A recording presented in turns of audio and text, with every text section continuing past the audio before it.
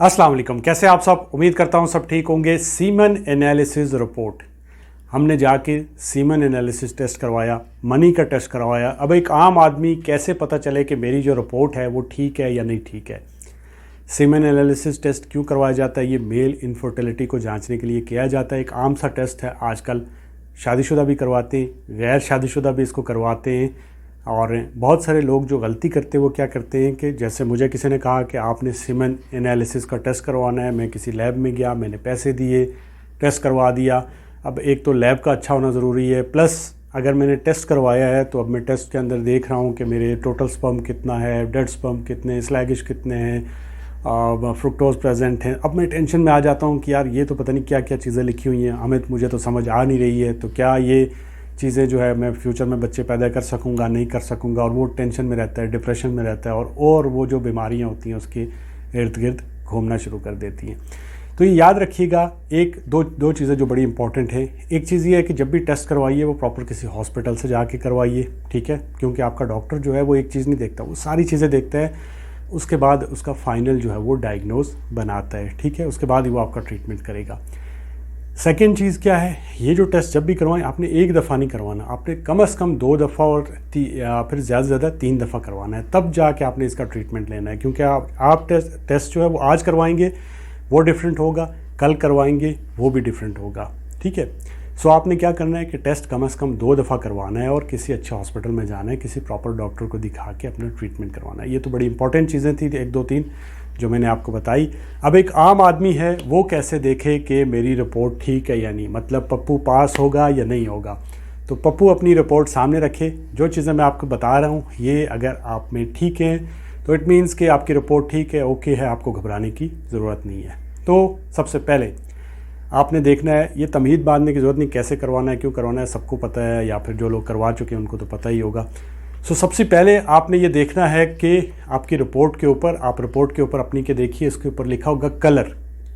अगर आपका colour of discharge white या ग्रे लिखा हुआ है तो आपकी रिपोर्ट ओके है, आपको घबराने की ज़रूरत नहीं है, ठीक है।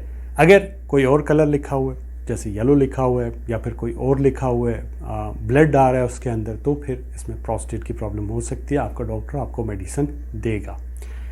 सेकंड चीज़ क्या देखनी है, आपने देखना है पीएच, कि पीएच क्या है। अब पीएच डिफरेंट लेबॉर्ट्रीज़ में डिफरेंट हो सकता है। फॉर एग्जांपल आपकी रिपोर्ट के ऊपर ये लिखा होता है कि 7.0 से 8.0, तो ये नॉर्मल है।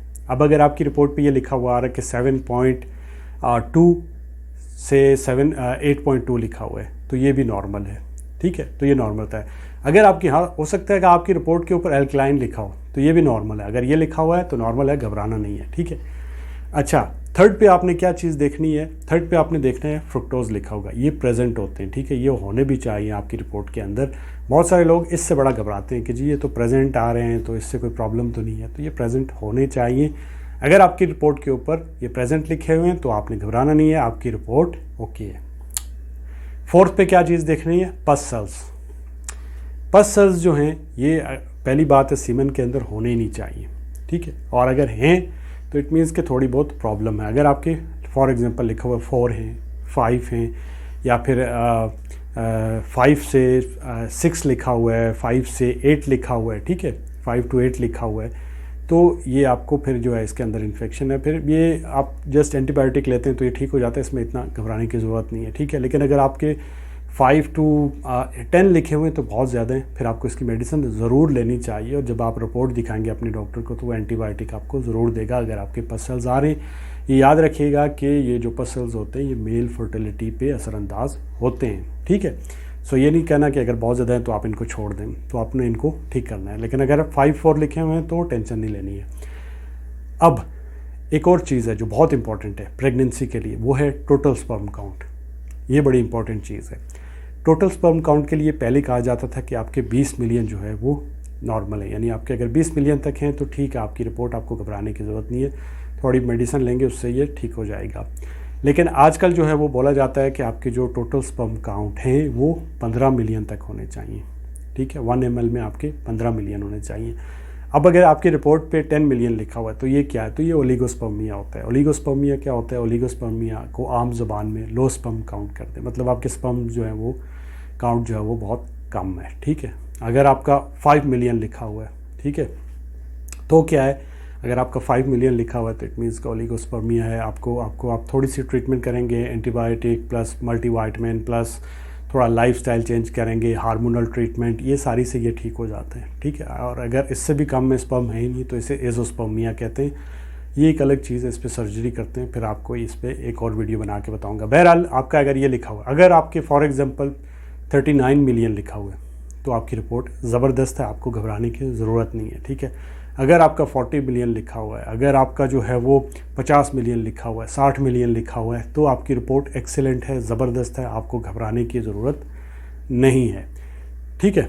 सो अब आगे चलते हैं। अब एक और चीज़ देखनी है, वो है एक्टिव स्पर्म। आपकी रिपोर्ट के ऊपर लिखा होगा एक्टिव स्पर्म या फिर प्रोग्रेसिव स्पर्म लिखा होगा, ठीक है। तो अगर ये लिखा हुआ है तो ये लाजमी है कि 32% से ज़्यादा होने चाहिए, एटलीस्ट 32% होने चाहिए। अगर आपकी रिपोर्ट पे 32 लिखा हुआ है तो नॉर्मल है, 35 लिखा हुआ है नॉर्मल है, 36 लिखा हुआ है नॉर्मल है, 40 है ज़बरदस्त है, 50 है ज़बरदस्त है, आपका 60 लिखा हुआ है तब भी ज़बरदस्त है, ठीक है, 60% लिखा हुआ है। तो आपको ये सारी चीज़ें इसके अंदर देखनी है। अगर आपकी रिपोर्ट के अंदर ये सारी चीज़ें ठीक हैं तो आपको घबराने की ज़रूरत नहीं, आपकी रिपोर्ट गुड है, आपको टेंशन लेने की ज़रूरत नहीं। याद रखिएगा, अगर कोई आपके अंदर प्रॉब्लम भी है तो आजकल जो है वो हर चीज़ का इलाज है। थोड़ा सा जो है वो लाइफस्टाइल चेंज करना होगा, कुछ मल्टीविटामिन, कुछ मेडिसिन से आप अपना ट्रीटमेंट करवा सकते हैं। घर पे मत बैठिए, अगर कोई प्रॉब्लम है तो ज़रूर डॉक्टर के पास जाइए और मुझे अपनी दुआओं में याद रखिए। अल्लाह हाफ़िज़।